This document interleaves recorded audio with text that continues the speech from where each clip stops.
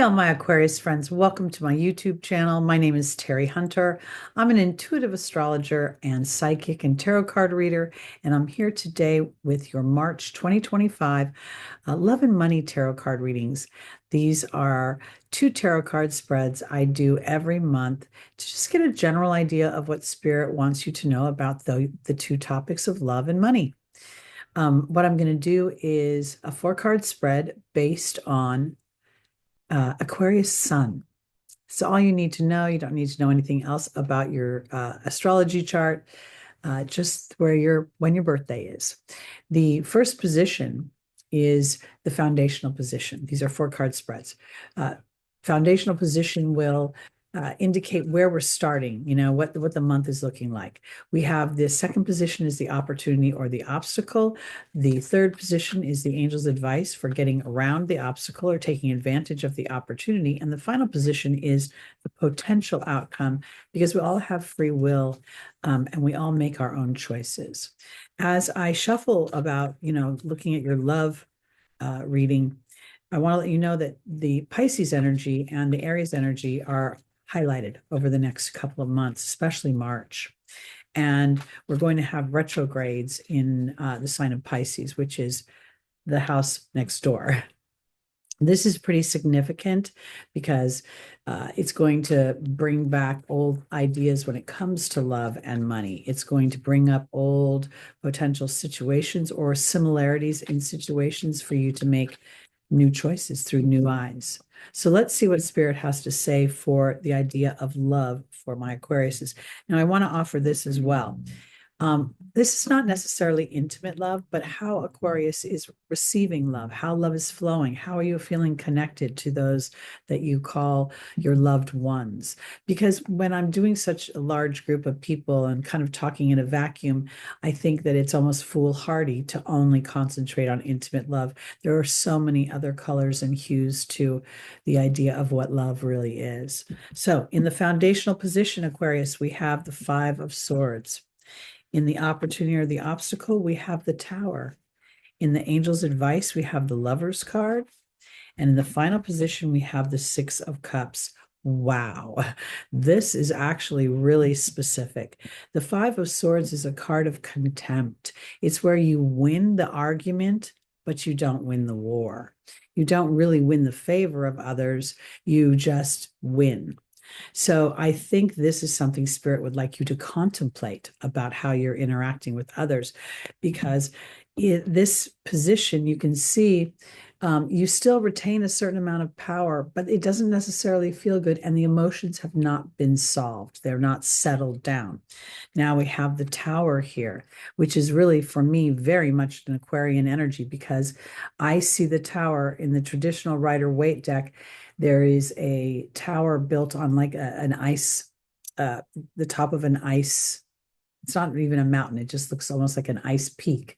And lightning has struck the tower, and the characters' crowns have fallen off their heads and they're falling out of the tower. That's very Aquarian. It's like to dismantle the old structure, to rebel against the old. And here in the Angel's Advice is the Lover's card. This is time to rebel against old choices you've made in love or old reactions you've had in love, because literally Spirit is asking you to go back to a more childlike innocence and come together with the people that you love, including your intimate partners, with a sense of unity, and that I got your back, you've got my back, a more gentle approach. If you have been in an argument with somebody or in discord with someone, the olive branch may be, you just assuming a position of softer energy around that person. This is a really kind of feels very specific, because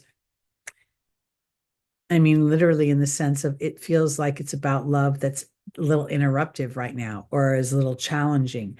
And in order to recalibrate that love, it's about coming from a sense of compassion, a sense of, again, togetherness. I don't know. Sometimes it's hard when somebody has inadvertently felt like they betrayed us. But if we look underneath the betrayal, we'll often find a deep sense of insecurity that lies there. And sometimes when it comes to the Aquarian energy, you can appear very confident, even if you're not.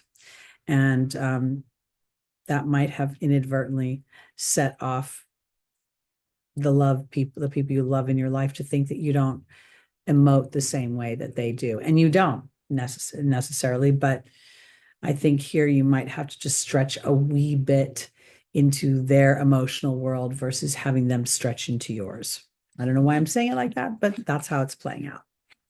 All right, let's go on to your money.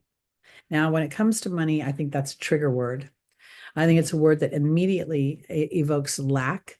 Most people have a number in their head, no matter how big or small. It's based on what they've experienced and what they see in their bank accounts and they see in their paychecks. So I like to use the word resources because resources opens up the door for spirit to bring in things I can't imagine and in ways that creates safety and security for me the way we think money does. So let's see how money is for you, Aquarius, or resources, as I like to say. Yep. I use two different decks when I do these cards because I just like the energy to be shifted. So one is dedicated to love for these readings and the other is dedicated to money. So using the Star Tarot, we start with the Magician, as above, so below. That which you think of and concentrate on, you literally co-create with the universe. We have the Justice card. Oh, that's fun. That's two major arcana cards in a 4-card spread. The Justice card is not just about legal justice. It's about karmic justice. It's about the ebb and the flow. And you would never know abundance if you didn't experience lack.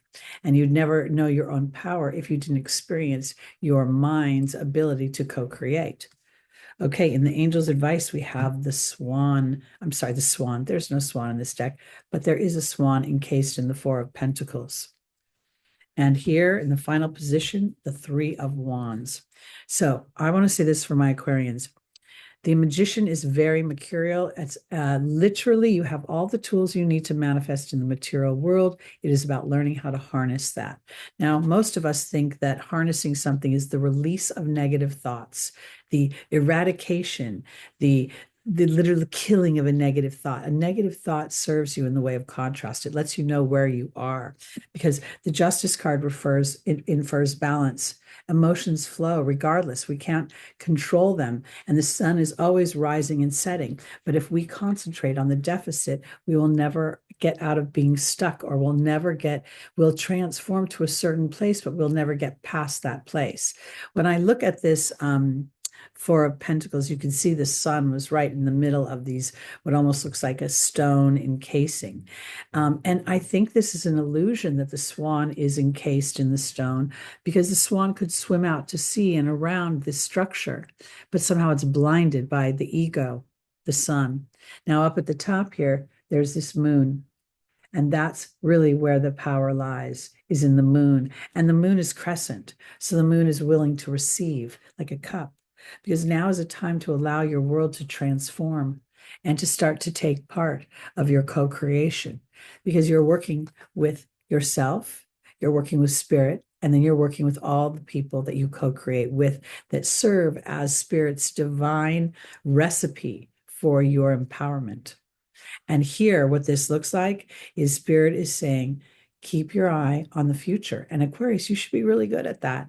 You do have Pluto going through the house of Aquarius right now. And those of you that are born in late January might be feeling Pluto's challenge right now. But Pluto just wants to sort of bring up that toxicity so that it can be transformed into the manure that makes your garden grow. All right, that's it for me for my Aquariuses for March 2025. Again, my name is Teri Hunter. I'm an intuitive astrologer, tarot card reader, psychic, spiritual teacher, and healer. You can get a personal reading with me if you like. My information is below. And I am live on Wednesday afternoons, 4 p.m. Pacific time, where I answer your personal questions through the tarot. You can also see me live Sunday mornings, where we look at the astrological transits for the week ahead. And we do a little spread there as well. And there's so much more content. So please check out more of my channel. And I look forward to seeing you and hearing from you. And I hope you like and you subscribe and you share. See you soon, Aquarius. Bye-bye.